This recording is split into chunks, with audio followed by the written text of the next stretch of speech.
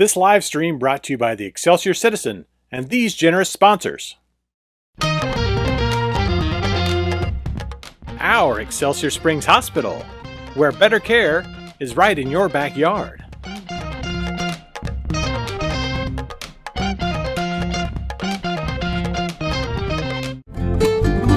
The Simmons Sales Team, your hometown realtors.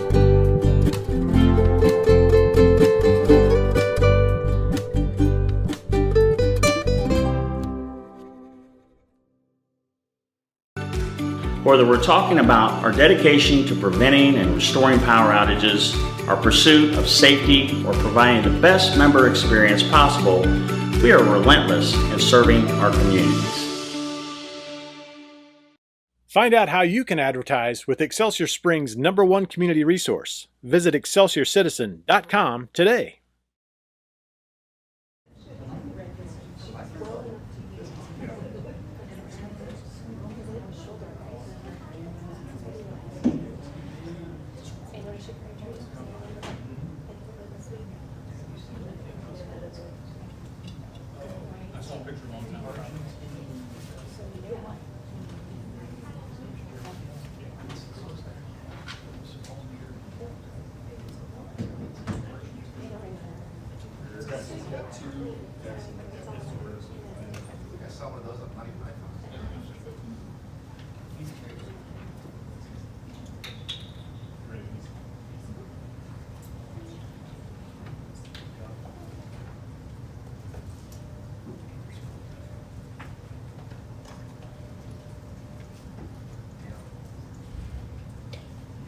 Right, I'm going to call the meeting to order. This time I'd entertain a motion to adopt the agenda.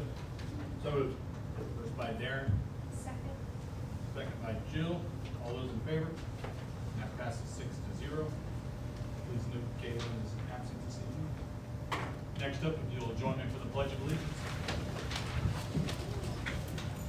I pledge allegiance to the flag of the United States of America and to the republic for which it stands, one nation, under God, indivisible, with liberty and justice for all.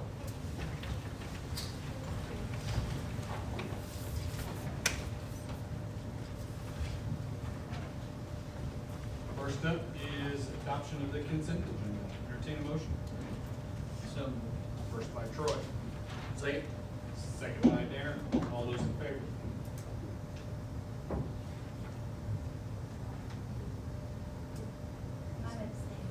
Okay, let me get to that. You raised your hand, and I was like, oh, you're voting for me. Yes. To go into. Oh. Any abstentions? Tracy? Any abstentions? Yes. And that's 5-0-1.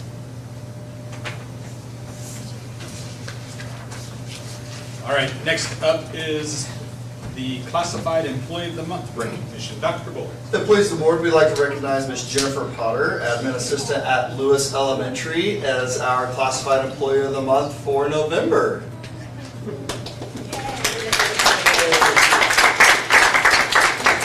Ms. Potter was nominated by Dr. Comstock and Mr. Travis, who had this to say about Jennifer. She models grace, flexibility, and positivity daily in her role as secretary at Lewis Elementary. She's done a fantastic job handling everything that has come her way during our time in the temporary location at the ECC. Jennifer and Tammy both regularly demonstrate our Lewis motto of cultivating kindness and academic success. They are an integral part of our culture, and we are so happy they're one of the first faces families see and hear when they visit or call Lewis Elementary. Congratulations to Jennifer Bonner.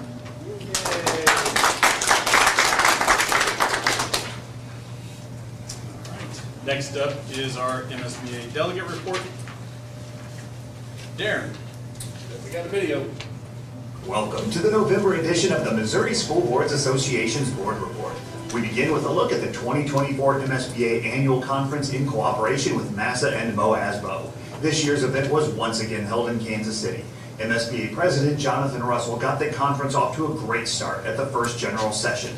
During his remarks, he shared the story of how public education transformed his life and ignited his passion for serving on his school board. Neither my parents nor my grandparents graduated from high school. And statistically, I should have been a dropout. But my experience in public education allowed me to rise above my background. My school and teachers provided the support I needed to thrive. Public education has the power to transform lives just as it transformed mine, and that's why I'm dedicated to this cause. My education ignited a passion for reading and a desire to serve my state and community. It often feels surreal to participate in school board meetings or even help run my school business. I reflect on how differently my life could have unfolded without the education I received in public schools.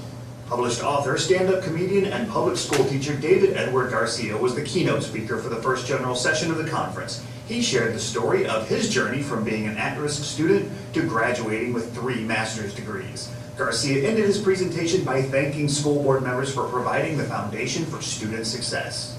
So let this conference, as we're opening off and kicking off, let this conference be the day that says thank you. Thank you for what you do. Thank you for helping students who might not even believe in themselves. Thank you for possibly being the only positive, for creating a structure that might be the only positive that they get to hear or see. Thank you. Thank you for creating systems that might be the only chance that children have to eat or even survive. Thank you for giving of yourself in this sacred calling to help people who may not have the language to all the time say thank you, but we do it anyways. From the bottom of my heart, let today be the day that says to all of you, thank you for saying yes to this sacred task of helping students. During the conference's 3rd general session and banquet, MSBA presented Champion for Children Awards to Peter Hershen and Dr. Margie Van Dieven. Peter Hershen served on the Missouri State Board of Education for over 26 years before retiring earlier this year. Hershen told the audience that much like any achievement, an award like this is not something you earn by yourself. All good things in education have to be done as a team. When good results happen, you can count on 2 things. You can count on a leader, and you can count on a team. You will not find anything, whether it be in education or in your chosen other professions, where you do not have leadership and a team. Former Missouri Education Commissioner Dr. Margie Van Dieven spoke next. She said that schools have seen unprecedented challenges in recent years, from the pandemic to AI and school safety concerns. And yet, you in this room have not stepped away from those challenges. You have faced those head on and talked about how do we establish policy, how do we make this work in our communities to serve our children. And for that, I want to say, as all of you are champions for our children, what hope that brings. What hope in face of all of those things that we're dealing with, that we have volunteers throughout our entire state who understand that strong schools need strong communities, and that strong communities need great schools. In addition to the outstanding general sessions, the conference featured more than 70 concurrent sessions on a wide range of topics: Missouri's premier education trade show, the Education Expo, MSBA's Student Showcase of Public School Programs, and much more. MSBA's Delegate Assembly also met in conjunction with the annual conference to establish the position statements that will guide advocacy work during the coming year. And finally, on December 5th and 6th, MSBA's Center for Education Safety team is hosting a 2-day safety summit titled The Secret to Great Crisis Communications and Emergency Planning. The summit is designed for school leaders focused on crisis planning and will provide valuable insights, best practices, and practical strategies to effectively prepare for and navigate through crises in school settings. Engage with expert speakers and connect with peers to enhance your crisis management skills to keep staff and students safe. Visit the MSBA website for information on registering for the Safety Summit. That's it for this month's edition of the MSBA Board Report. Thank you for allowing us to have some time at your board meeting, and we'll see you in December for the next MSBA Board Report. anything further, Darren? No, sir.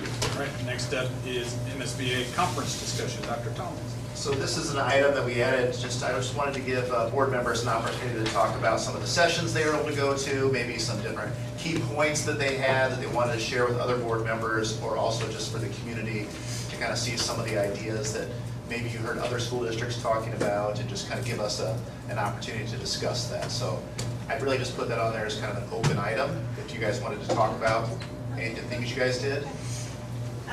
I just wanted to say the speaker, David Garcia, was amazing.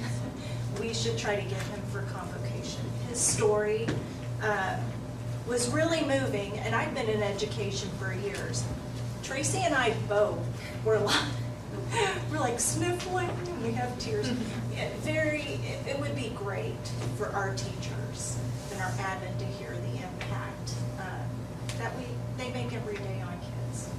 And he was a student who is now a teacher. Did not have the easiest life, but turned out very successful. So I did want to add that was great. It's a very moving speaker.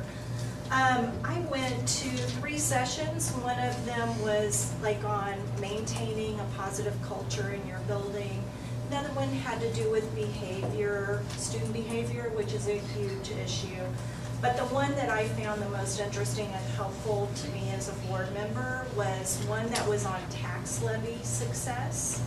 And it was from the Merrimack Valley School District, and they just talked about, you know, if you're getting ready to do some sort of tax levy on the ballot, they were very transparent. They had a lot of great tips, you know, sharing how operating funds are spent with the community, because I think a lot of people don't understand that, and I thought I did when I was an administrator. I've learned more as a board member about how those funds are spent. Because yes, we have beautiful facilities. We have a nice new school we're getting ready to move into. But what the public doesn't understand, that comes from a separate fund than what, say, salaries for staff members comes from. So anyway, they talked about also showing what it would look like for families at different tax rates, which I think is helpful. They also talked about sharing the last time we even had a tax levy happen, and I'm not sure when that was. Anybody? The PAC. Yeah, before I was here. So that's been at least 20 years ago, but a lot of people in the community don't know that, so sharing that type of information. One of the first steps they talked about was doing a survey, which we've already done. We did that earlier this fall. Really looking at the impact it has on staff, but the huge impact if we don't get a tax levy passed, the impact it'll have on our students, which is our key priority. They talked about ballot language, about how we need to make sure that the voters understand that. We really need to partner with key stakeholders in our community and identify who those are. We don't want to miss anyone, so making sure we identify those. Let's see what else. Sorry, I have a lot of notes and sometimes I can't read my own writing. Senior citizens, addressing that population is important because their taxes won't necessarily go up with a tax levy with what Clay County has in place now. Is that correct? Correct. So what Ms. Everett's referring to is there's a new law was just passed recently where once you hit the age of 62, you can apply in Clay County to have your property taxes frozen moving forward. So your house value may increase, but your property tax would stay the same, which seems like a really good thing for senior citizens if you're on a fixed income. The difficulty is it hampers all taxing entities like school districts and ambulance and fire districts because they don't get the appreciation dollars as those get. So there's a little bit of a tug back and forth, but you're correct. That's an important aspect when it comes to senior citizens that's different today. Which, the way they spoke of it, you know, your taxes wouldn't go up as a senior citizen, but your property value still goes up, which is positive. They also mentioned having students get involved with getting the word out about a proposed tax levy. And also communicating, going into different organizations and groups. So Eagles, Vets Club, Senior Citizens at the Community Center, Kiwanis, Optimist Club, all types of organizations, making sure we get the word out. But I thought it was very helpful for me as a board member and to be able to come back and share. So. Anybody else have anything?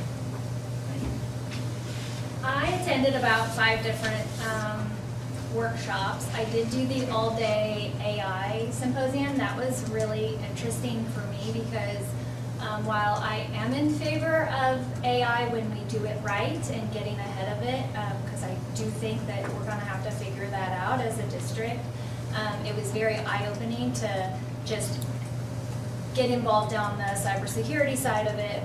They even brought in students from local schools to speak to us and to tell us like how they're using it, how their teachers are either for it or against it. And some districts they don't have a policy on it, but some individual teachers will allow it if, or some teachers will say you cannot. And so I just think it's interesting where we have chosen to not set policy on it yet, but not setting policy is also a decision, right? And we also know that with some of the things that have happened recently with AI across the nation and potential legal suits and whatnot, it's just important for us to just start having those conversations.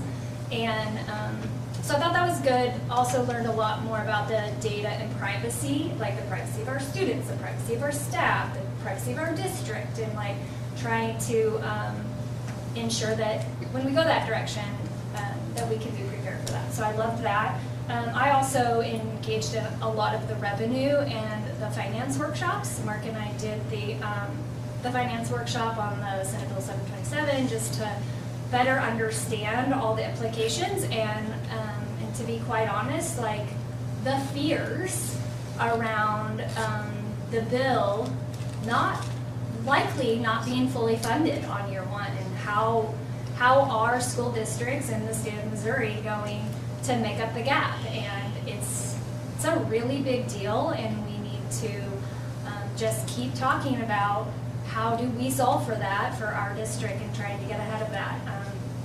So that was really good. Linda Quinley, she did both workshops, and she's just so funny. She's fantastic by breaking it down to a level that anybody can understand it if you've been in education for years or not. And so it was just really, really good. Another one that I got involved in was legislative advocacy. Tracy White, doesn't know a lick about it, didn't know a lick about it, but is very informed on it now and understand the importance of all of us up here and out there, like everybody getting involved in that for just the longevity of public education and making sure that the state of Missouri hears our voices, and how can we ensure that we're part of that conversation in a positive way for our district. So those were some of my favorite takeaways. The last one that I attended was board leadership and efficiencies, and there were some things that I think that it was a good one, but it was also, and Mark warned me, he said if it is a company-sponsored workshop, run. And I didn't realize I was walking into that one. The title grabbed me, like how can we be better leaders and how can we appear, have more efficiencies across our board. But it was really more of a system that we would have to buy into as a district, and I didn't feel that was where we needed to go. So I tapped out a little bit early on that one. Yeah. That's all. Awesome. Anybody else have anything they wanted to add?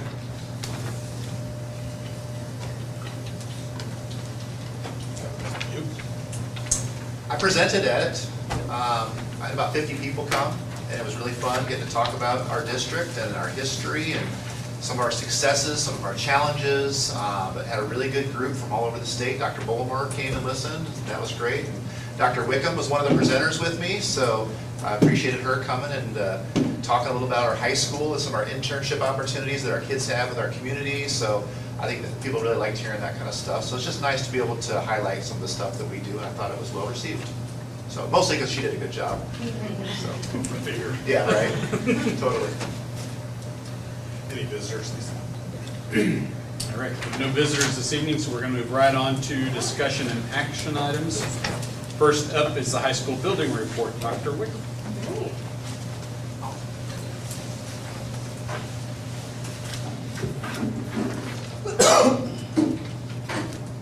Share a couple handouts with you guys that I'll reference.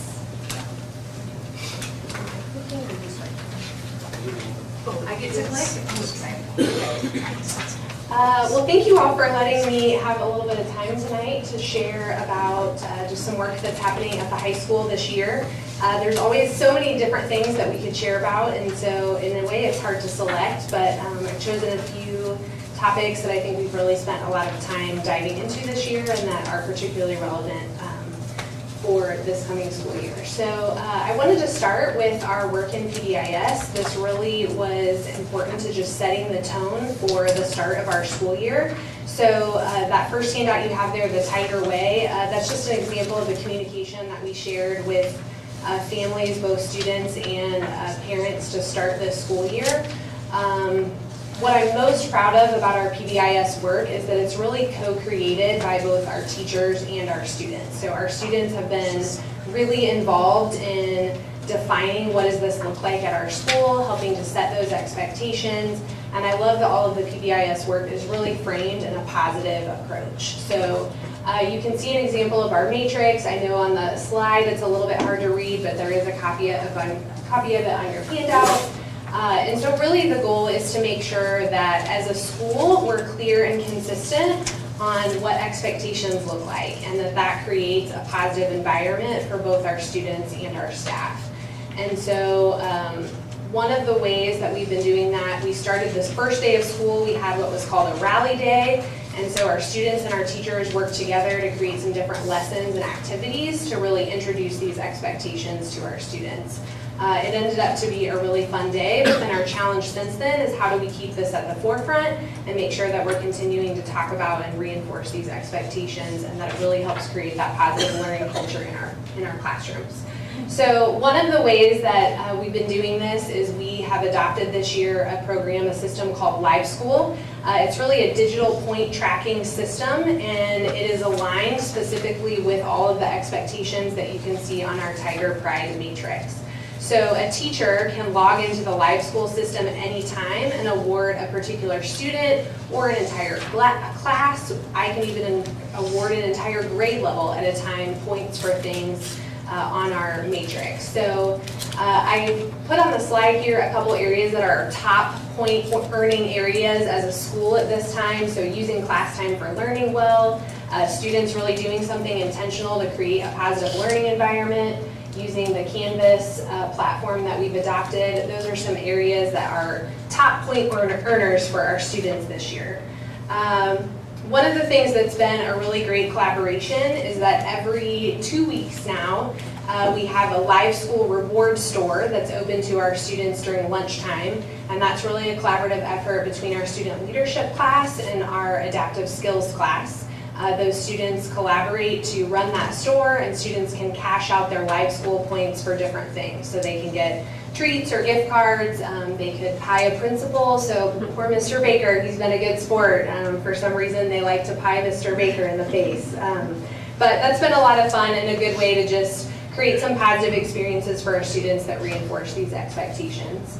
On the discipline side, I wanted to share, I put just looking at August to October, the defiance, insubordination, and inappropriate comments and languages. When we looked at our discipline data from last school year, those were our two of our highest areas of incidence. And so we really worked with our PBIS team to talk about not only how our expectations can be clear for kids, but what are different strategies we can use with our students to help reduce these types of incidents. So what are some de-escalation strategies that you can use in the classroom?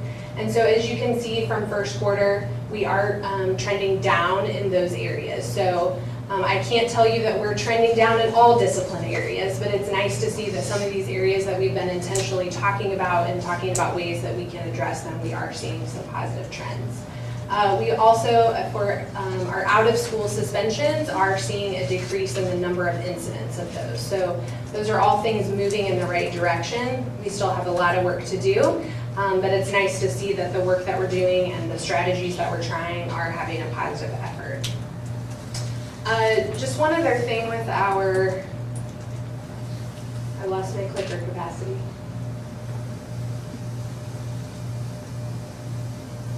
There we go. Okay, thank you.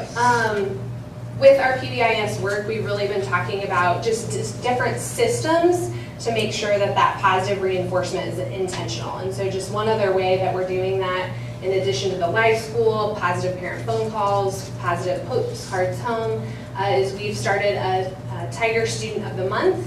And these are students that are selected by our teachers that really exemplify those pride characteristics.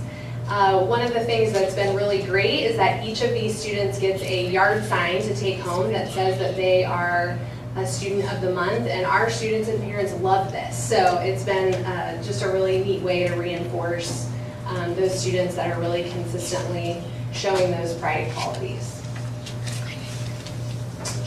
Wanted to provide you a little update on our Canvas learning management system. As you know, that's new this school year, and I really appreciate the support of the board in helping us with making that transition.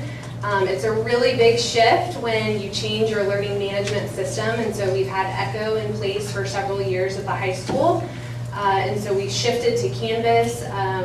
Really want to highlight just our teachers did an outstanding job with really dedicating a lot of time this summer. Appreciate the support of Dr. Miller and the work of Dr. Manning, because they really laid the groundwork for our teachers to be able to have a successful start with this school year. And so that upfront work has really paid off. It'll really be a heavy lift all school year as you make that transition in this first year. But our teachers are doing a phenomenal job with it, and it's really helped create some consistency for our kids because the dual credit schools that we partner with for college credit use Canvas. So our kids are all on the same platform for all of those different classes, which has been great.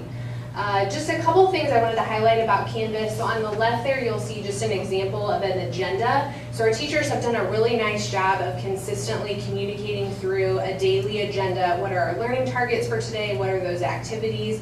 And so it's not only helpful for our students, but it really creates an easy way for parents if they want to have access to what are those activities looking like each day in my student's class, and how can I support them. It's really accessible right there on that Canvas homepage. My students frequently tell me that their favorite feature in Canvas is the to-do list. So I just provided a little snapshot of it, but within Canvas, it generates for them a to-do list based on the assignments and quizzes and tests that their teachers are creating. And so that has really helped our students with being able to time manage and prioritize, and how do I evaluate what it is I need to spend my time on to make sure I'm keeping up in my studies. And then on the far right is probably what I'm most excited about, and what we've just like barely started into. That is just a screenshot of some of the data that we are able to generate using the Mastery Tracker platform. So Mastery Tracker is embedded within Canvas, and it's really an assessment tool that our teachers are able to use that helps to tell us, aligned with specific standards, where students are in their learning progress. So we actually, just as an admin team and with our instructional coach, were able to get some formal training this past week in the Mastery Tracker system. So our goal is to spend some time with our staff on this during our upcoming November PD days. But we do have a few teachers who've been really eager to get in and try to figure it out for themselves. And so this is an example from one of our science classrooms. And so I think this is really going to amplify our collaborative work as teaching teams in conversations of how do I push those students that are already at the exceeding mastery level in their next step versus kids who are at the remediation or near mastery level. That data just generates so quickly, and so it really allows you to have those conversations about the next teaching moves.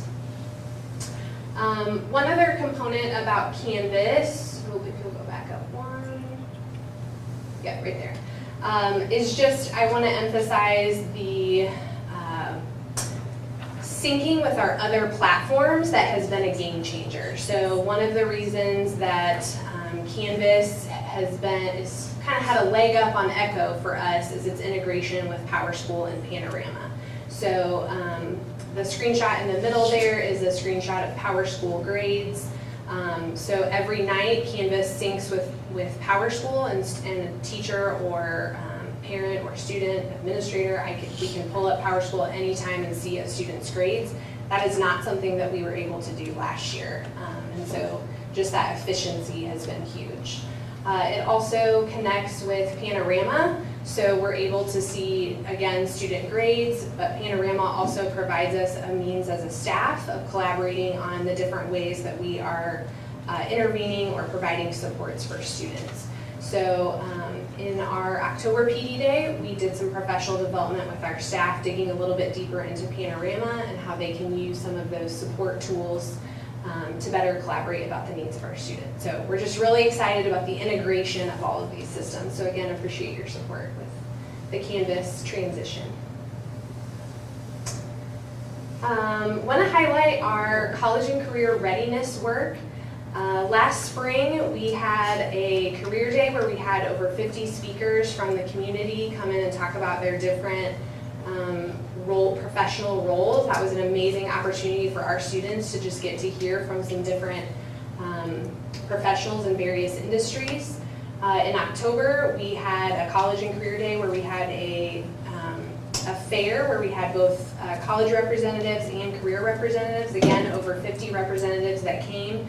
But our students were really able to spend that whole day digging into a variety of topics. What is the A+ program, and how do you get signed up for those scholarships? How do you do other scholarship applications?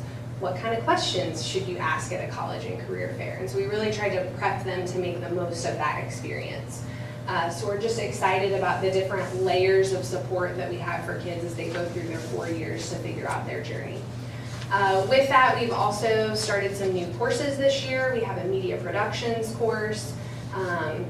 We have an entrepreneurship course. We have the internship course. I've got a couple of our interns here with me tonight, so I'm going to give them a chance to share.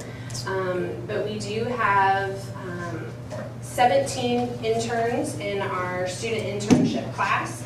They're in a variety of placements. We've got students at animal hospitals, at the fire department, the city government, Cottle Fabrication, just really a variety of businesses in our community.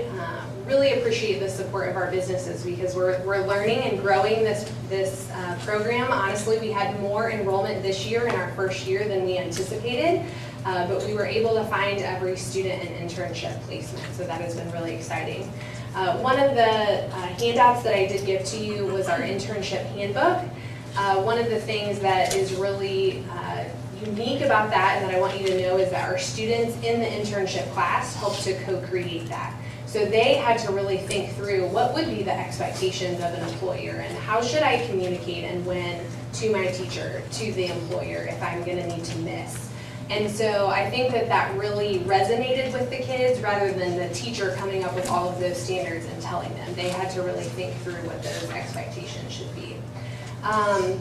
All right, so I'm going to invite Candace and James to come up and just briefly share a little bit about where they're at for their internship experience and how that's going for them, and if you all have any questions you want to ask of them. Hi, I'm Candace Cowie. I'm a senior, and I have an internship at the middle school with the art teacher, Ms. Vickus. I've learned a lot so far. I've learned a lot of patience. I've learned how to deal with big groups of kids, and overall I've learned more communication. So I've recently been teaching myself how to crosshatch with pen and shade, and I've done 2 lessons today to the kids. This helps me decide my future. It helps me decide that I want to go into college to be an art teacher. And overall, this helps me find more art jobs that were available. Can I? Did you want to be a teacher when you started your internship class? No, I told myself I never wanted to work with kids. But now I'm working with middle schoolers, and I don't think I'm ever going to do a higher or lower grade. We probably know some people if you're when you're Yeah. ready. You can probably help I'm you out with this teaching my job. brother.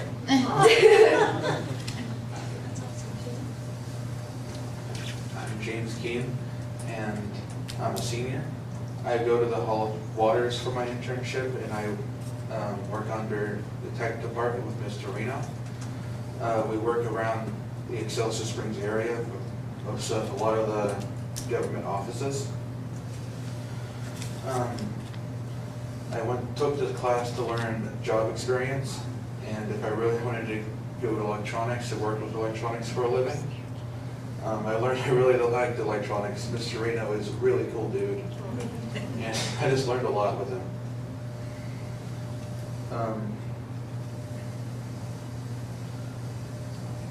Do you know what you want to do after high school yet? Or are you still thinking about it? Still thinking about it, but it's really helped me figure out what I wanted to do in life. Beforehand, I had no idea. Do you have any questions for them? I told them I wouldn't make them stand for the rest of my presentation. Thank you so Thank you, much, guys. though.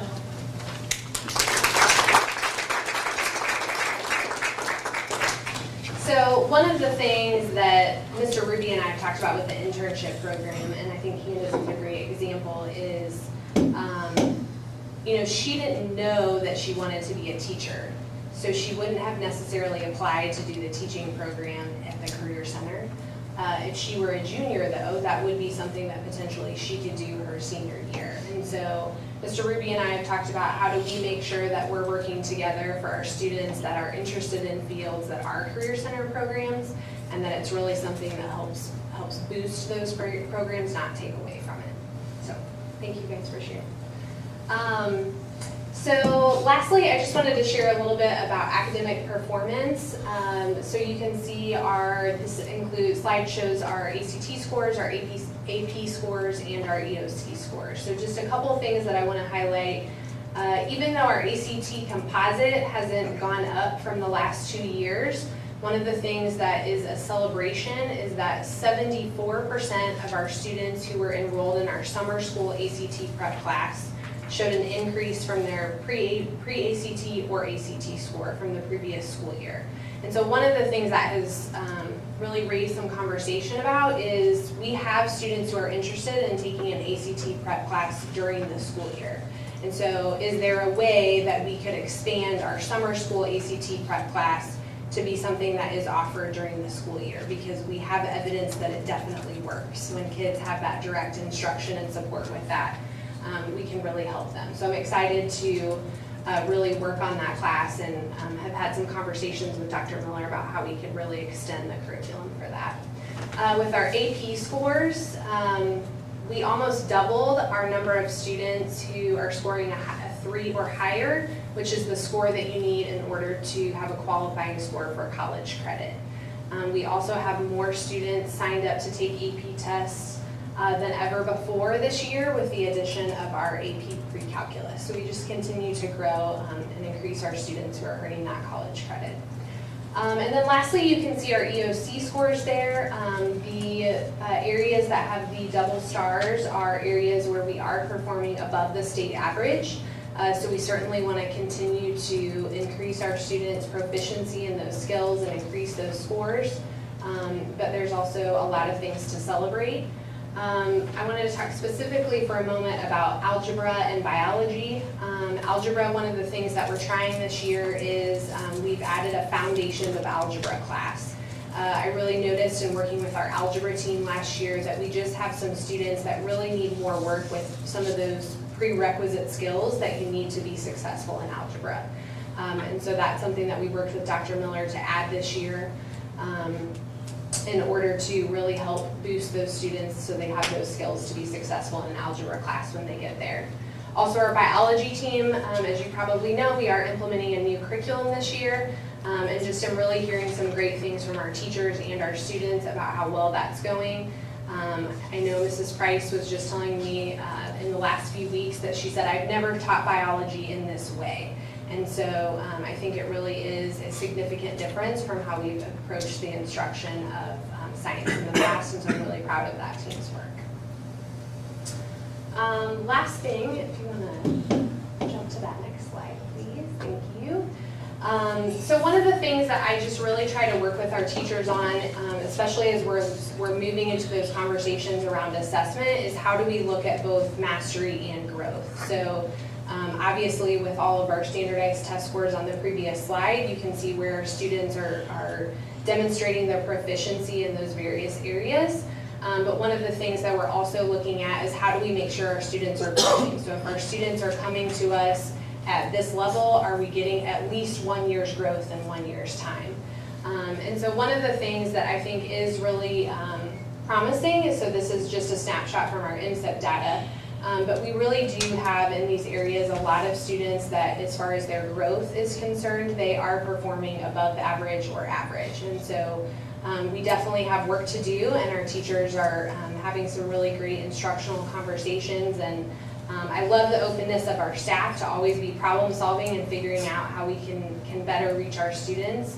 But there's also some really great work that's happening and getting some really great growth from our students. Lastly, just wanted to share a couple upcoming events. Tomorrow at the high school we are doing our Signs of Suicide programming. So this is a really important part of our curriculum that is addressing making sure that our students know the signs of suicide and action steps they can take for themselves or someone around them. That will take place tomorrow throughout the day at the high school. And then we also have bingo night tomorrow night, so we'd love to see you there. Bingo night benefits Adopt a Family, and that does support students within our school district. So our student council does a great job with that event. Mamma Mia has their second weekend this weekend, and I am going Friday, so I'm very excited to see it, but all of the snippets that I've seen are outstanding, so proud of those students. And then it wasn't official when I had to submit these slides, but our soccer team at 1 o'clock on Saturday at Tiger Stadium is playing in the state quarterfinals, so that will be an exciting time. And then right after break, we do have a financial aid night that's primarily geared toward our senior families, helping them with making that transition to post-secondary, understanding things like the FAFSA, and so we do bring in some experts to help us with that night. So lots of great things happening at the high school. Any questions? I don't have any questions. I just have a comment. Okay. We talked about, summer school and how students that took the ACT, how to study for it, how they increase their points. I'm going to go way back when Troy and I were in high school our senior year, and you talked about having a course during the school year. It was called College Prep, and we had an amazing teacher, but he helped us study not only for the ACT, but we took the SAT too. That's even harder, I think. But we also learned what it was going to be like that first semester of college when we left the following fall. We did a lot of work with vocabulary, note-taking skills, things like this. And I think it really helped when I got to college. My roommate was kind of, farting around, for lack of a better word. I actually knew how to study, and I would help other people, if they needed to study. But I think a class like that would be so helpful. I know my own children struggled on the ACT. It was hard for them. And so I either hired a private tutor or they took a session somewhere so they could study and be successful on it. But we had that course our senior year, and I think it really helped. Troy has always been smart, so he didn't need the class like I did, but it really did. It was amazing. Dr. Ward was amazing. There's no sense in reinventing the wheel. Park Hills had an ACT year long. It's a study skills ACT prep course. We've had that over there for like 15 years, and it does make a huge difference. And that's something Dr. Kinchlow was committed to, because we had a presentation once where he showed the actual dollar value of a point on the ACT. Yeah. And between like 21 and 24, it's staggering. And from 24 to 30, you know, you're talking about thousands and thousands of dollars that a family doesn't have to spend because their child can perform well. And it's just good study skills stuff anyway. So yeah, I think it's a great idea. I was going to say, it's beyond, you know, being able to be successful on the ACT. It'll help them when they, you know, leave for college in that first semester. They'll have a good foundation. So, thank you. That's all. Oh, and do you have a baby goat tomorrow night as one of the prizes at bingo? Because a live baby goat, they gave that away last year. I don't know that there is going to be a baby goat tomorrow. I'm serious. It was but so it's cute. still worth showing up. Okay. I have a couple things. Yeah. One, thank you for acknowledging when you were going through the discipline, the behaviors, and the percents were down. But thank you for acknowledging in front of the audience that, like, while not all areas are down, as a whole they are. So I think sometimes we only talk about the larger number, and as you guys know, that some of the noise in the community confuses people on, like, why do we present only this, but anecdotally it looks differently. So thank you just for calling that out and being transparent on that. Also, I had on my notes as you were presenting, and then you covered it, which was fantastic, is the way that Canvas integrates with our other systems, because I was going to ask about how that connects with PowerSchool, knowing about PowerSchool and the state reporting and all of that. So thanks for calling that out. One thing that I did have a question on that is how is the parent involvement with Canvas, like Canvas Parent versus like Echo and PowerSchool, and what the, like, how you guys are communicating with parents, or are parents like more involved through the apps now because of that integration, or you haven't been on it long enough to see yet or to know? So one of the things that I think is really great and important about that connection with Canvas to PowerSchool, so again, previously with Echo, grades were not in PowerSchool until the end of the semester for that final report. So all of our parents have a PowerSchool account, so through that PowerSchool account, they can definitely see student grades, even if they don't have that Canvas Observer account. We definitely have parents accessing the Canvas Observer. I would love to see that continue to go up. The Canvas, I feel like if parents take the time to add themselves as an observer, they definitely see a more detailed view than what you would see in PowerSchool and that gradebook integration. So I think with it being new, it's something that we need to continue just to communicate how parents can definitely access that and add themselves. But I do think the ease of getting parents into Canvas has definitely been better than the previous system that we had. So, but we just do need to still increase those numbers. Yeah. Any other questions? All right, Thank you, Dr. Wickham. Appreciate it. All right, the dreaded audit. Next up, Mr. Steele. I think he's giving you a hard time. I love the audit. That's what I thought. I thought it's a great time. Audits are always fun. Yeah. Darwin Brand comes. Okay, so for those of you who don't know, my name is Brad Steele. I'm partner with Westbrook and Company. We performed your audit this year, and instead of going through every single page, we just put PowerPoint together.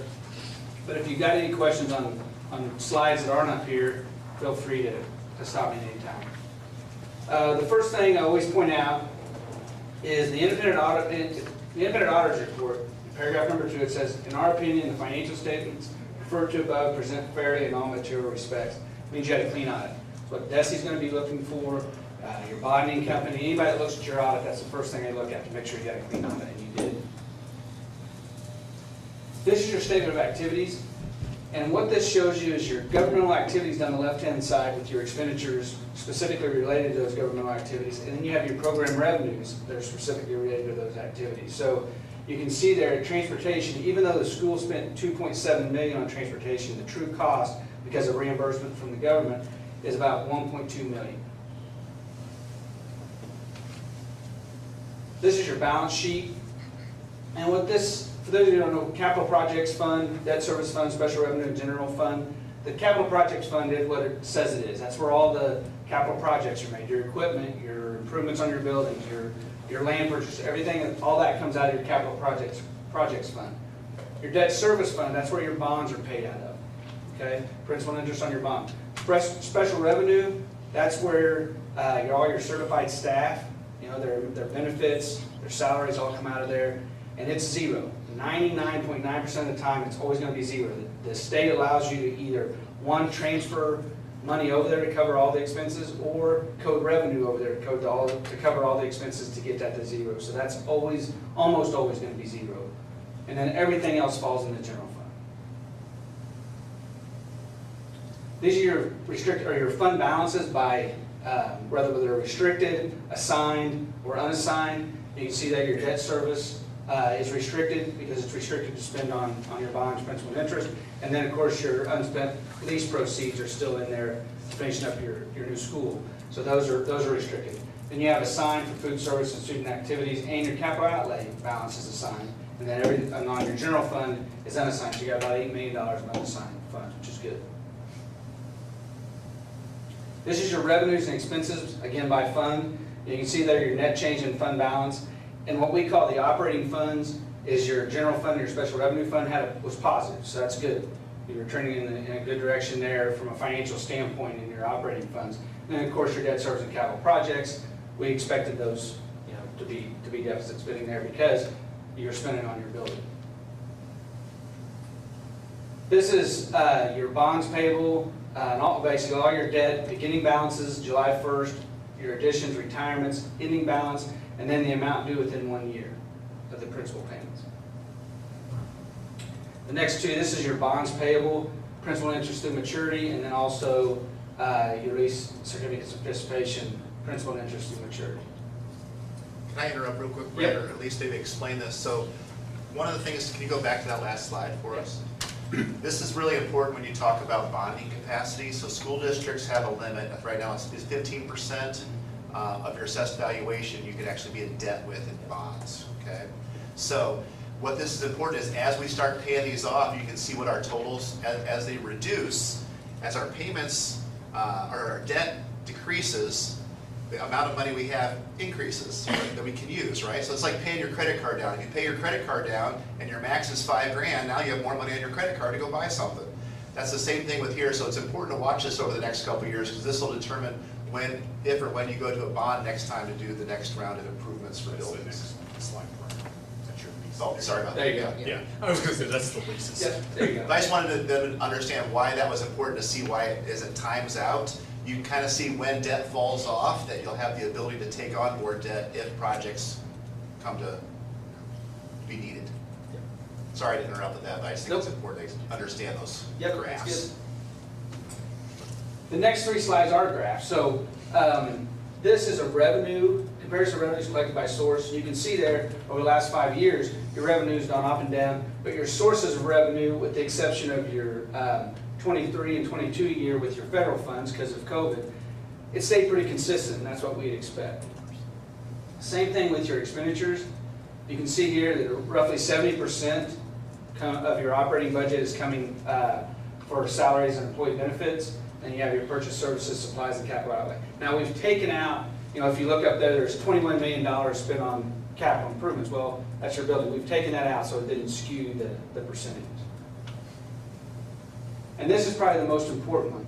And your reserve ratio, that first line graph there, I can remember being here a couple years ago, and because you were decreasing in your fund balance, and there was a strategic plan put in place, and you guys were talking about it in December, and it came to fruition, and you guys have brought your balances back up, and I think that's great. So your reserve ratio is about 26%, which is good. We like to see all our districts at above 20%. You guys are there, so that's great. And then there's your average daily attendance. And we've got with and without the alternative high school and summer schools, just so you can have a better understanding there. We also talked about giving an opinion on your financial statements as a whole. We also have to give an opinion on your compliance with Missouri laws and regulations, and that's what this is. And again, they're fairly stated, so that's good. You got a clean opinion there. This we don't give an opinion on your internal controls, but we do look at it as a way to plan for our audit. And if something comes up, we're gonna mention it. This, there's a material weakness in your internal controls. This is the same one you have every year. It's segregation of duties. You guys have, most entities this side have that segregation of duties, but you do have mitigating controls in place to lessen that risk. So that's what we, when you have a segregation of duties issue, we always say, okay, what's some mitigating controls we can put in place to lessen that risk? And you guys are doing that. You have review of the financial statements, you have review of the checks, you have review of the bills. So all that stuff lessens that risk, so that's good. Then you have your federal awards. Since you spent over $750,000 in federal expenditures, you have what we call a single audit. It's an additional audit of your federal programs. So we have to have a certain amount of coverage. And here we had the child nutrition and the special education cluster is what we tested this year. And there were no material weaknesses or significant deficiencies identified. So both your financial statement audit and your federal programs audit both were unmodified opinions, and that's what you want. The last thing here I always point out is the auditee qualifies as a low-risk auditee, and the answer is no to that. That's not a bad thing. Well, it's not a bad thing. Every school in the state of Missouri is going to, or 99% of the schools in the state of Missouri are going to have that marked no. You have to be accrual basis to be marked yes. So most schools aren't going to have that. And here's where we talk about your material weakness for your segregation of duties. Also got required communications where we give our recommendations. You guys have had that. Instead of going through each one of those, I've talked to Dr. Tomlinson on each one of those. Is there any questions you have on any of those?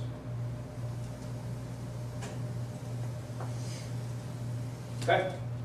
Well, thank you, and we appreciate being able to service the district, and we also appreciate the work that they put in. Alice and Dr. Tomlinson and all his staff.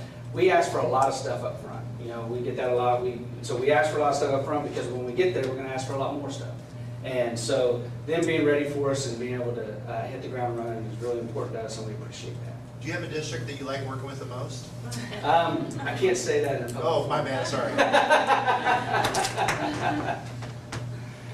Thank you. Thanks, Brett. All right, I'd entertain a motion to approve and accept the 2024 audit. So moved. First by Troy, second by Darren. Any questions before he runs out of here? Comments? I don't have any questions for him, but I have some questions for us, like for JT, which is on the items that were identified, what are we doing to help, to help mitigate On the deficiencies? Perfect. Well, this is my 16th audit, 15th audit. It's been the same. It's been the same deficiencies. So basically, Nothing we can do. so if you have an accounts payable and accounts receivable departments, if you're a big school district, you'd have different people in charge of both. It's just we don't have. We have one person who does both of those because we're smaller. So the only way to mitigate that completely is if we just hired a lot more office staff to support that. But the cost of that doesn't weigh out what it is for our size. So that's why we take on these additional mitigating steps to go ahead and reduce the risk. So we have, for instance, if we receive some type of a request from a vendor that they now want to be paid via electronic transfer, right? Then it's not okay for our accounts receivable person just to verify that. We also have to have an additional phone call to the company to make sure that so it just helps reduce any type of fraud issues. But did I say that right? Yeah. So it's things like that. There's a couple things like that, but that's our number one thing that we always get on. Money of the sporting events or activities, events is one of them. It's just. And the other things, the other recommendations, they change from year to year because we look at different. There's certain things we have to look at every year. But there's other things and other departments that we look at differently each year. So kind of a cycle. Yeah. Kind of cycle through. So maybe this year we'll really focus on transportation. And the next year we might really focus on activity accounts, and then the next year there's always like some extra focus thing, and those rotate every couple of years, so we always get them. But. And so you'll have different recommendations, and like, well, why didn't you comment on that last year? Well, we didn't look into that the year before. So does that help? Yes, thank you. Okay. Thank And you. we kind of pride ourselves in giving recommendations because, if if you don't get recommendations, what good is the audit, you know? So just because you have recommendations doesn't mean you have a subpar audit. It just means, you know, there's always room for improvement no matter who you are. So sometimes you have more or less, just depending on what we look at that year. But if you don't get recommendations, and we're not doing our job, so. All right, all those in favor, anybody got any more questions? Okay, all those in favor? That passes 6-0. Thank you, sir. Yep. Have a good night. All right, next up is the approval of tax levy to support staff salaries. Dr. Tomlinson. Well, this is an item that we've talked about recently about how do we continue to recruit and retain top talent in our school district. And one of the things that we wanted to bring to the board was some different ideas and possibilities based off our survey results. So our survey came back earlier from the community saying that they would support as much as a 75-cent tax increase if it went towards staff salaries and benefits. And so we're trying to give the board enough information to make a decision on what you'd like to do moving forward. On this first sheet here, can we pull up that first one? There we go. I put this together just as a good example so you can kind of see what some of the differences are. 50 cents of taxes from the school district generates just over $1.5 million. That costs the person who owns a $200,000 home $15.83 a month. So if you obviously have a $400,000 home, that doubles. $600,000 home, that triples. But we just had to put something in here for a good example, so that seemed like a decent round number. We used to always use 100,000, but now there aren't any homes that are 100,000 anymore, doesn't seem like. But this was kind of the range here, and you can kind of see the differences and how much money that creates as far as revenue is available to go towards salaries and benefits. If you heard earlier what Brad talked about, over 70% of all the money we spend in our school district is on salaries and benefits. 77. Right? There's nothing else. This is a people business. It's built on people, and this is really the backbone of who we are. There's going to be an arms race moving forward for staff, and if you don't think that's true, it's already started. We either have to play the game better than everyone else, smarter than everyone else, or sooner than everyone else, right? It's got to be one of those three. If we don't do anything, we're going to really be at a disadvantage to keep the staff. And the problem is we are in the proximity to a large metropolitan area. There are some very affluent, large suburban school districts that can afford to outspend us. That will always be the case, always be the case. What we have to do strategically is we have to be able to pay people not necessarily more than those places, but we have to pay them enough so that that's not the reason they want to leave. We've got to take care of people, treat people right, give them access to quality health care, solid benefits, and solid professional development. And this is one piece of it, though. People will leave for enough money once the money gets to be enough. And if we're in the right place, we can be enticing to really good quality teachers in that ring of schools outside of ours. Absolutely. You know, and then they can. It's not just isolated to us. We become, for somebody who doesn't want to drive all the way to Lee Summit or wherever, we become a good place to land for someone who's 40 minutes north of you. Right. And they're going to continue to have more and more problems out there. So again, I can't fix statewide problems. Our job is to fix Excelsior problems. But this was, I wanted to give a range and give an example.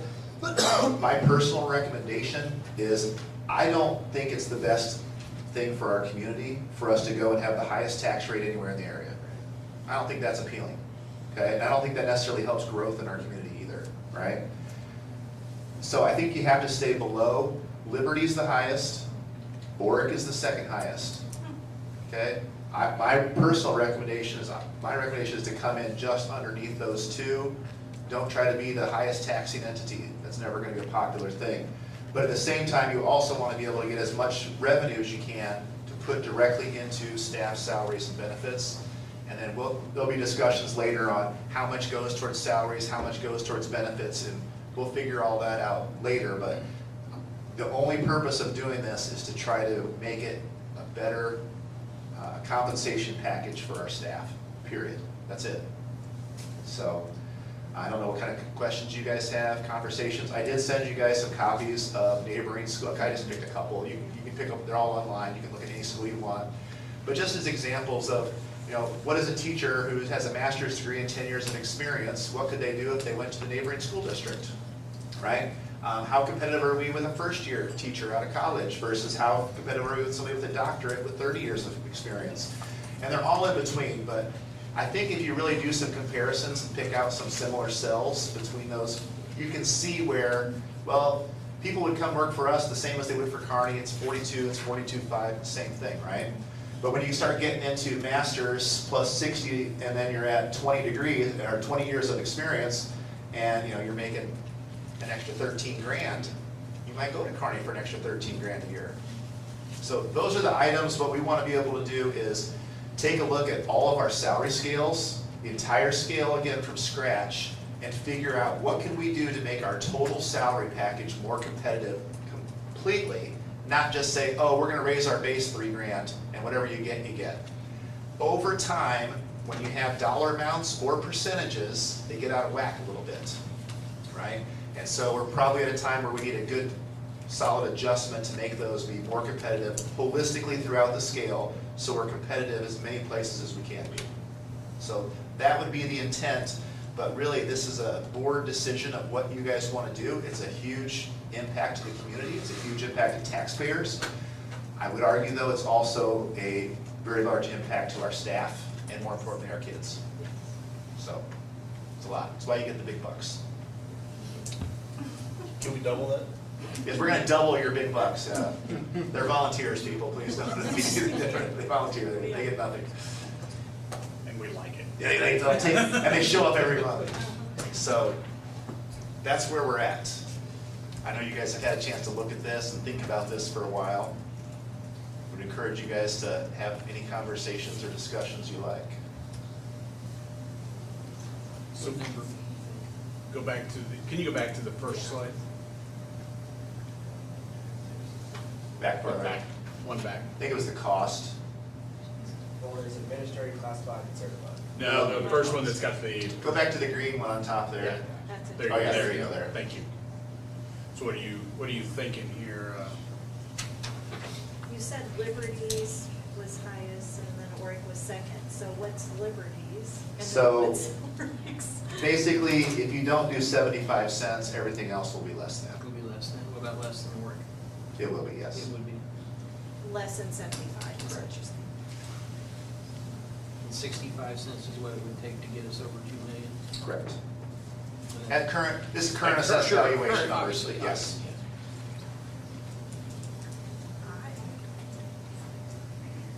Thoughts, questions? I think it needs to be 60 or 65 cents. I would be fine with 65. I don't think we need to go the highest, but I don't want to be the lowest either. I mean, I have family members that are teachers, and when she says she can go work at Starbucks or Walmart and make more money as a beginning teacher, that's scary. It's So, true. and it's true. That's the truth. Nobody's saying anything, but 65, Yeah. I would be okay with I that. think that's a good number personally. What do you think, Trey, you're the finance guy? You get one shot at this. Yeah. I mean, Yeah. I don't know why we have to come in below Oric either. I don't either, but I think there's you're some talking uncertainty. total tax, Correct. right? Yes. I And think 75 puts there's, us right below. there might No, be some 70 uncertainty push. with some things, especially. The only reason I say that is Just from a don't group like, psychology research. component. It's difficult for people to say they want to live in the highest taxed area of their school. So, But they do. And if But they do. Well, some people love it. Yeah, Blue Valley. Right. Liberty, Lee Summit. Yeah. I look at it too from maybe the senior population too, and we have quite a few of them that get out to the polls and votes. Yeah, they'll be able to lock theirs, so it probably wouldn't impact them. They get to lock their property taxes moving forward if they choose to. And this isn't something that would go into effect for 24, it would be a 25 tax. Right, this would happen at the next tax levy hearing next August. And I don't want to be a negative Nancy, but if it didn't pass, if we were getting ready to have this, say, in April, would we be able to put it on the ballot again in August? Yes, you'd want to be strategic about which election you put it on, but yes, you can put it on anyone, anytime. And can you adjust what that levy increase would be to? It'd be a whole new ballot. It'd be a whole new ballot, So you can yes. do, okay. Just like we did Cornerstone. Yeah, so if you tried it, and then let's say for something the community didn't like it, then you can come back with something that they were happier with. Okay. Would you, Doc, is 65 or 70 where you think you want to be? Yes. Which one? I would go with 70 because you only get one shot at it. Literally one shot. I would say in the 8 years I've been on the board, the most thing I've ever heard in my whole entire life is teachers don't make enough. Yep. That's flat out. Anybody I talk to, anybody in our community that I've talked to, it's constantly an issue about how our teachers' salaries are a joke almost. So one shot at it, yeah, 70, 75 all day long. I could go with 70. Yeah, I could go with 70. When I look at that, like estimated monthly cost, $22.17, hey, I'm not gonna have pizza one week for dinner or something like, there's a give and take, you think about that. We're gonna start higher, and then in August you can drop it down. Here's what I would say too, that when Brad was talking about the audit, he was talking about that Fund 1 and operations, right? That's our checking account. That's where we pay all our bills and everything out of. And it's not like we're growing, right? We have either similar or even less attendance now than we did a couple years ago. And think of all the money that comes out of your budget. So that budget's kind of stuck for us every year. And in that budget, every single thing we pay for has gone up. How much lately? It has. So like our water bill has gone up. Our electricity bill has gone up. Every single bill we have has gone up. And we're not bringing in more revenue. So we've kind of run out of ways to be able to manipulate and manage the budget in a way that continues to give people steps and continues to help with health insurance. We're just at that stage now that we have to make a choice. Are we going to try to keep people from going to Kearney and Liberty, or are we just going to be a training ground, fall in line with what Oric, Richmond, and Lawson are doing? But they're different worlds. I got to be honest with you. Like, there's a lot of programs that we would have to get rid of. There'd be a lot of student activities that we probably couldn't offer. Like, there's impacts to this. So Close the building. We've had reductions. I mean, yes, it could get to that. So But again, we'd not initially. We'd be remiss to not acknowledge that everybody is spending money on everything in their own individual homes right now. And we all are incredibly sensitive to that because we are also feeling that. But we have to take care of our kids, and if we don't have good educators to educate our students, people are gonna leave our town anyway. Yep. Like, we just have to do this. We're just at a place in which there's no other answer right now. And again, going back to what the Senate Bill 727 and like what we learned about in that space, like, we have to do this if we want to have a decent education system. We're trying to have a great one, but if we don't do something, we're not going to be in a good space. And the workload for administrators and teachers Isn't going to get it's smaller. not decreasing either. It seems like it's increasing every day. And a kid who was born the last time we raised taxes is out of college now. Even going in It's been higher, ages. I think we have to do that. Yeah. Nobody could run their house on what they made in 1990. It is tough, and I think it's good to be sympathetic to taxpayers who are like, well, I have this, but they have to realize that those teachers and those secretaries and those custodians also have increasing bills the same as them, and they're not getting any help for it. And a lot of them have students, those Yeah. that you're talking about, not the, yes, the educators, but the taxpayer who doesn't want to pay it. A lot of them have students. Plus, And we're I all think they taxpayers want as well. better for their students. And this is how we have to help them, and they have to help us help them. Well, to you guys, I just need a All right. vote. You want a motion?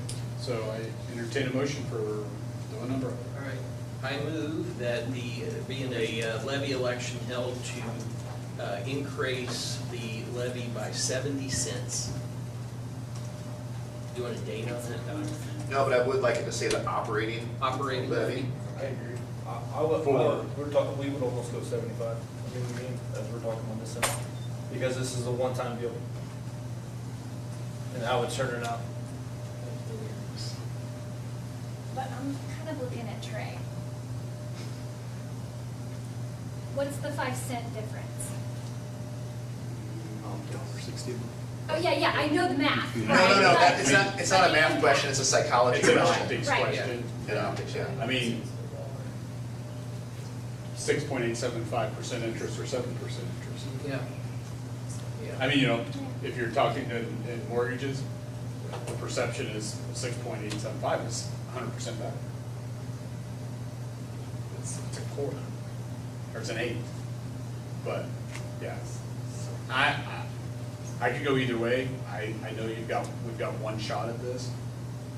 We need to make the most of it, but we also gotta have it pass. So we continue to say we have one shot at it, but then we talk about if it doesn't, then we. Well, if it do doesn't the pass, you can opposite. do it again, but then you're So- gonna go back to the drawing board with the same tax rate. I think we're saying if you do pass it, if you do pass this increase. You won't pass it again. It'll be hard to come and ask for another one for a while. That's So right. if it doesn't pass at 70, and you come back in later and you're gonna bring it in at 65, why not go in at 75 and it doesn't pass and it comes back in at 65? I mean, those are all, Yeah. this is where, I support whatever the board wants to do, I just think that it's okay right now to push a little, I Yeah, think. I just don't think you want to be the highest taxed district in Clay County. The 75 wouldn't put us at the highest. It would times. it would actually put us just over Liberty. I It's believe. over Liberty, so we Is would that be just the highest. because we'd be the highest in Clay County. Yeah. And 75. Because they have to. I would say, from my standpoint, I think it'd be easier to pass, we have a more likelihood of passing it at 65 or 70 than we do at 75 because of that reason. People will rally around that, and I understand why. I mean, And then, you know, you really, I mean, people are concerned about their tax burden. You know, the 50 cents is cheap for them, but it doesn't give us enough money to really do what you want to do. I mean, that $2 million is kind of what you're looking at, right? Yeah, the $2 million would allow us to take some steps to really solidify our scales in a competitive fashion. Yep. Even with that, we are not going to be the highest paid place No. around. We will never catch Lee Summit, Park Hill, Liberty, North Kansas City. We're not going to catch them. But we've got to close the gap enough that our good people don't want to leave. Well, we got to be with Kearney, Smithfield, Platte County, those kind of places. Last year, we had good people leave for Kearney and Smithville. Yep. And a few years ago, we were stealing people from them. So, I mean, it's just a reality. And how do you blame them? Hey, I can go make 20 grand more if I go over here. I understand. Hard to tell a family no to that. Correct. Absolutely. So I understand that this is not easy. I understand that nobody wants to have more taxes. I think what's important is if we communicate the importance of it and what it's going to go towards, I think people can be more supportive and get behind it. Would it be that big of a difference though with like minimum pay going up over the next 2 years projected? I'm sorry, but we don't take open questions from the crowd. I'm sorry. I was looking to see who was Yeah, I'm talking. sorry. I didn't see. I'm not going to set that precedent. I'm sorry. I hear voices, but I was like, who's talking? I didn't see him sitting back there in the corner. I think 70, in my opinion, because if 75 puts us over Liberty, then it's a big perception. Yeah, that's a real perception problem, especially when you go look at, you know, they don't understand it's a gigantic district with unbelievable tax base, right. assessed value off the charts. They, most people who don't deal with all this stuff don't get that. They just say, how can my taxes be higher than theirs? I mean, and it's a fair question, to be honest. It's why Oregon had to raise theirs higher than us. Yeah. Because they don't have enough assessed valuation to generate it, so they have to raise it higher to have just enough to make the minimums. Well, a lot of small districts have huge levies just Correct. to keep their little schools going. Right. Yeah. Well, I move 70. If somebody disagrees, I'm fine with it. But that's And can we put in the motion for salary and benefit package for the operating line? It is designated for salary and benefits. No, you don't want to do it that way, but you do, we can, I've got language that Gilmore and Bell has already kind of drafted for us that I wouldn't want to hamstring them on. There's just some legalities with it, but yes, what we'll do, especially with this, the next item on the agenda after this, I think you're gonna get a better feel for the commitment towards this, put it that way. Because So well, here's the we're deal. not gonna do it if it doesn't, Yeah. right? So, we have a motion for 70 cents. Second. Okay. I was gonna say, if you want 75, no second. That's why I just asked. Conversation. This is No, what it's we're fine. doing, right? Yeah. That was good open conversation. I mean, it's a hard thing to You'll do do. however you guys want, but it just don't. It's an important conversation. It is important. Okay, so And we I have think it's important that the community knows that we're all socializing it too, and it's not just, we gotta pay it. Yeah, it affects us too. I'll make sure everybody knows that. Like, we're all taxpayers right here in town. Obviously, we're on the board, so it's not. I think they're all gonna look at what they're gonna pay a month. That's what everybody's gonna look at. That's immediately what I looked at. Nobody's gonna play with, most people don't understand how levy works anyway. They wanna know, what's this gonna cost me out of my pocket? They can look and say, oh crap, I got a $400,000 house, it's $40 a month. You know, fine. You know, I think that's how it's gonna be perceived. And then we're just, they'd all told us they're for it, so I believe they're telling us the truth. I think that it's the same thing with every election and every aspect of what we're doing. Like, we make promises to our community. We made a promise that we were going to improve our elementary schools. And a lot of people wanted to go with Lewis first. Remember, we had to go with Cornerstone Well, I first. did until they told us how bad Westfield was. Right, but a lot of people didn't know that, and they were so frustrated. But I think now they've seen, hey, we followed through on every single thing we said we were gonna do. I think they've got a really high-quality product in what we've done. And hopefully that will benefit us here, where they said, hey, at least these guys, you know, follow through with what they say they're gonna do. And I think we've got at some point rely on our community to support us, and then we in turn have to support our community. All right, so we have a first and a second. Second was by Darren. Further discussion, comments, questions? Vote your conscience. All those in favor? And that passes 6-0. Thank you, everybody. Next up is approval of the compensation consultant agreement. It's a lot of big words. A lot of C words in there. Yeah, at 8 o'clock on a Tuesday. If it pleases the board, I would like to request approval to partner with Educational Management Solutions, EMS, to conduct a staff compensation study. This is something we briefly discussed in the past, while also talking about a levy increase. What partnering with a third party that is an expert in education would do would allow us to target our competitors, essentially other school districts that we're either losing teachers to or we're trying to get teachers from, and really provide and create the trust and transparency in this process that if we are lucky enough and honored enough that the public trusts us to pass a levy, that we're going to do the right thing with that money. And it's not just a couple people sitting behind a screen trying to do something. As Dr. Tomlinson alluded to, if we're going to do this and we're going to bring in a significant revenue increase, we want to do the right thing for the money, and this is the time to be creative in what we can do with that and not just add a percentage to the base. And so we want to bring in a company. Most recently, they've worked with Platte County in the last couple of years. I know that they partnered with St. Louis this year for several schools in the St. Louis area. And so we're going to meet with them if we're able to do this agreement, and they're going to look at those things. They'll look at all 5 of our salary scales, how they're created, how we can adjust those to best use any dollar that we're able to bring in as a revenue source. I think it's a great way for us to engage everyone that's involved in the process. I think it's a good way for us to increase the trust and transparency in the process, that if we get the dollars, we're going to do the right thing with it. I've already talked with Fred, who runs EMS. If you guys do approve this, he will actually come meet with our building leadership or our district leadership team at our December meeting, and just kind of right-size the expectations for that. So he'll talk to staff members. The company will talk with administrators. They'll talk with the classified employees, and really get an idea for what it is we're doing, but also right-size expectations, right? that if we're able to pass this levy and we're able to do these things with our salary scale, this isn't going to be what makes everyone rich, right? So that's really you got to have that expected outcomes of what's going to happen. This isn't what I'm going to make my $1 million as a teacher. That's never going to happen.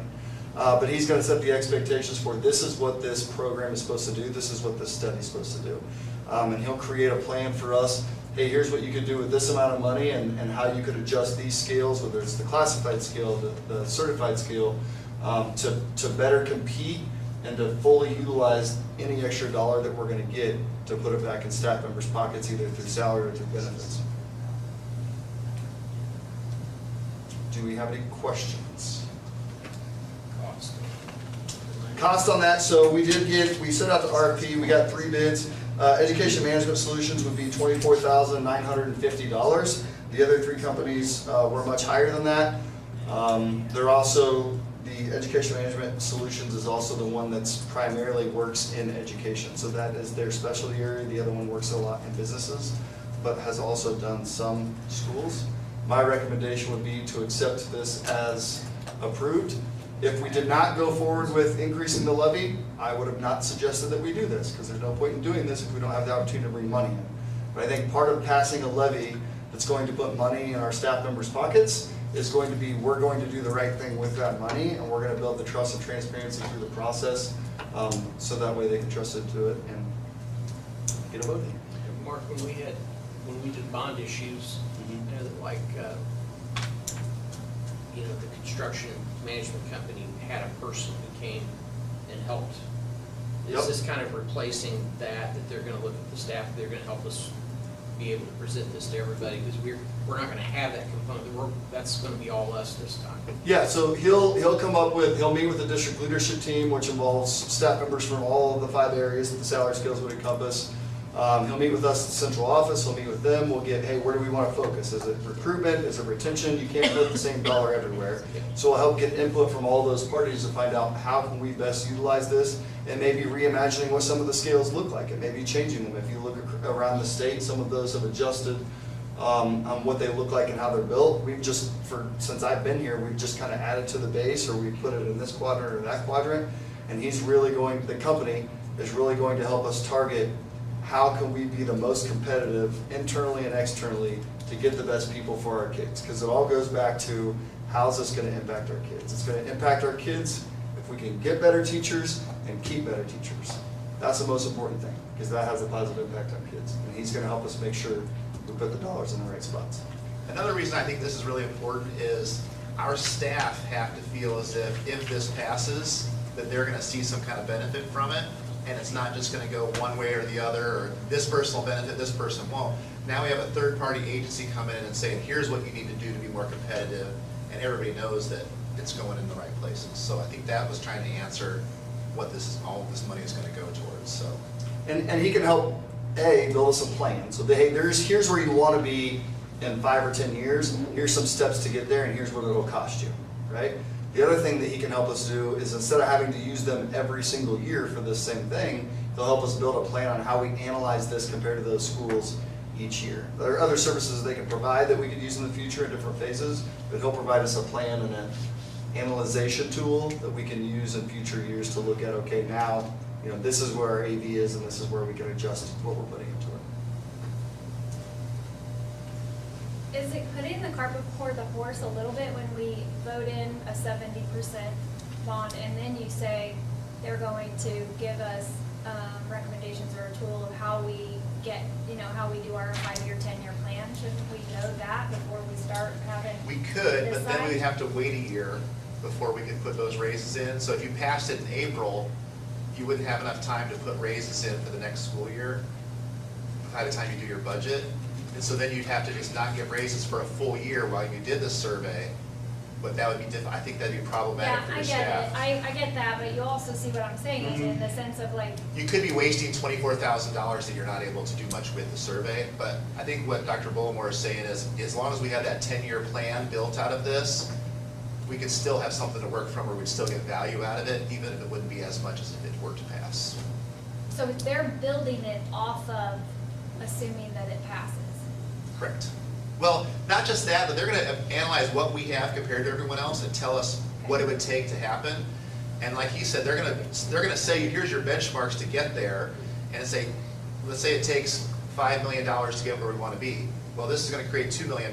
So then, what's the intermediate step to get there? And then, what would we have to do down the road to keep making those steps to get to where we want to be? And the first thing is identifying what areas do we need to focus on. Yeah. So they'll help with that, and so they'll help with that plan. I think that doing this, I understand what you're saying with putting the cart before the horse. I think doing this helps build, hopefully, the capacity in our staff to know and trust that if we get this, we're going to do the right thing. And the community. And the community, 100%.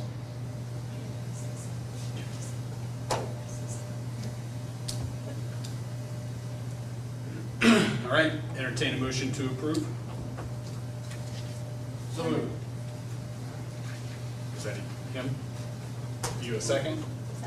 Tracy, Darren's first, Tracy second. Any further questions for Dr. Bolivar? All right, all those in favor? And that passes 6-0. Thank you. Next up, Superintendent's report, Dr. Collins. I just want to give a couple updates. So from the new Lewis Elementary, Dr. Bullimore and I went over to do the punch list this week and got to walk through every single room, nook, cranny, closet. I mean, we were exhausted. I think Dr. Comstock got the hard job. Oh yeah, Dr. Comstock was there too and helped out. But it's fun going through that building, isn't it? Isn't it amazing to see the differences every time you go? Yeah, It's very exciting. It's pretty cool though, isn't it? Yes. I'm really excited about it. So we're looking forward to that. We feel very confident that any of the issues that are currently there are pretty minor, pretty normal stuff. We not only logged and took pictures of any issues we had, we've recorded those, and then we get regular updates of when those are checked off and completed, just to make sure that we're on track to be ready, first and foremost for the open house and ribbon cutting, but most importantly for when kiddos start in January. So we're really excited about the progress of that. Speaking of, we do have a ribbon cutting that all of you hopefully are invited to and can attend. We'll have the ribbon cutting outside. We are inviting, I believe we have invited the students who were there for the groundbreaking are also going to be there for the ribbon cutting, or at least some of them. So that's kind of a cool thing. We're excited about that. And then it's going to be an open house for anybody in the community, totally open from 6 to 8. So parents can come, kids can come, anybody who wants to come, it's just going to be open. And they can come and look around and check it out. And we'll have people there from our architectural firm, from our construction firm. There'll be people there to help answer questions, run things. And so we're really looking forward to a great night and highlighting one of the biggest projects, not just in our school district, but in all of Northland, Kansas City. So I'm not sure if you guys were aware of this or not, but our Lewis Elementary construction project is going to be receiving an award for one of the best community projects in Northland, Kansas City. So there's a lot of really good things going on. I know it's pretty cool. A lot of good things going on. Excited to report some of those coming out. But another next item I have is our district leadership team. So this is I'm curious how this conversation is going to go. We get people from all over the district. Okay, we get different job titles, different buildings, different locations, different everything. We try to get as many different perspectives in a room. But I'd really like to have a board member on the district leadership team to have board representation. So when I sent out the email, I got 6 responses saying, I'll do it. And I said, oh goodness, I just need 1. So I appreciate everybody's willingness and happiness to do it. I guess I would ask between you guys if you can kind of figure out or nominate a person to come be a representative on the team. Okay. Now you're down to 5. Yeah, now I'm down to 5. Well, and one of them's not here, so I'm now down to 4. You're down to 4. Unless you guys, another thing that sometimes happens, if you're not at the meeting, sometimes it gets assigned to you. You always have Caitlin be on it. So she is one of the people who requested to be on it, so. Tracy? Don't all talk at once. You want? Who wants it? Okay, there you go. Okay. Thank you. We are looking forward to a wonderful district leadership team Put her in meeting. there, she'll ask a lot of questions. No, it's all good. That's what it's for. You didn't have to write it in all capitals. That's how I write. Dr. Bull and I are going to the Keystone Awards, which will be down, I think it's at Harris Casino, I believe. That's where it usually is. Yeah, so that'll be the awards, and that's where we're gonna find out about our Lewis construction project. I believe the city also is receiving an award for something they did with either parks or well.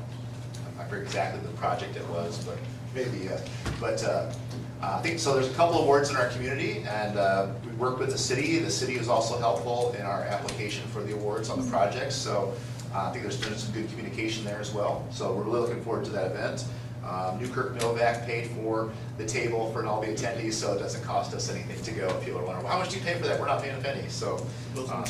Yeah, it's the least they can do. They've had a lot of business from us lately, so it's all good. And then the last thing I wanted to talk about was board docs. So as long as you guys have been on the board, maybe as long as you've been on the board, it's always been board docs. So, and I was informed by a little bird in our office that board docs was no longer going to be supported moving forward, and that we were going to have to find an alternative to that software. And so really I just wanted to kind of bring that up and make sure you're aware of it and let you know that we are going to pursue other options and find things. And Ms. Lisa Shelton was kind enough to volunteer to take the lead on that and help figure out what it is we need to have for board docs moving forward. So, you know, these companies, they buy and sell each other in tech all the time, and sometimes they acquire a company and then they don't continue all of their offerings, and I think it's something like that's what happened here. But we're going to have to look for other options, and we're already in the process of doing so, but I didn't want it to be a surprise to you down the road, so I'd rather just let you know now. Board docs kind of clunky anyway. I'm sure there's something newer and better out there. It's like all technology, it's all great until it isn't. Yes. So, but that's all I had. That was my superintendent report, unless you had any more Are specific you guys questions. looking at Assembly in that space? We saw that at the conference, it's pretty good. Honestly, it's whatever Lisa Shelton tells me she's looking at. But yes, she's working with other school districts around the Kansas City area and some of their board secretaries and seeing what they use, what they like, and trying to figure out what the options are, and then probably narrow it down to a smaller list and then kind of move forward from there. But we'll keep you in the loop as we get Companies. Well, whatever Lisa decides goes. That's kind of it. That's how it is. I'd love to That's tell how you I it have is. an opinion on it, but I was told I That's couldn't it. have one, so it's all good. Really? That's what she said. I'm pretty sure that's how I remembered it anyway. Okay. All right, next up is approval to move the April 8th, 2025 school board meeting out. To the 22nd. Reason for this is the election is on the 8th. It's pretty difficult to swear in a new board member that just got elected that night up because we're not going to have certified results. It takes 7 days for the counties to certify it. So we're trying to give enough time that we can get the information from the counties to be able to bring you who the winners are of.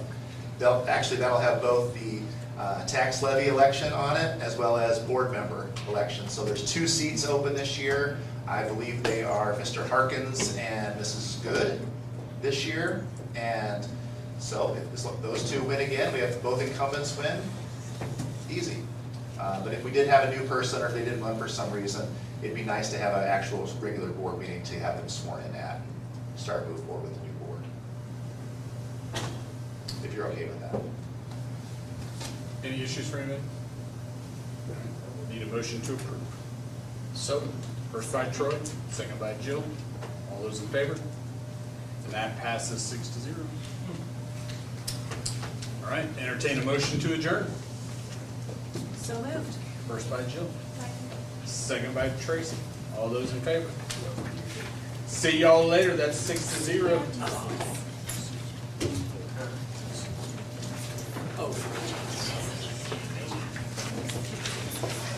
I knew exactly what it was. I knew when 1 second was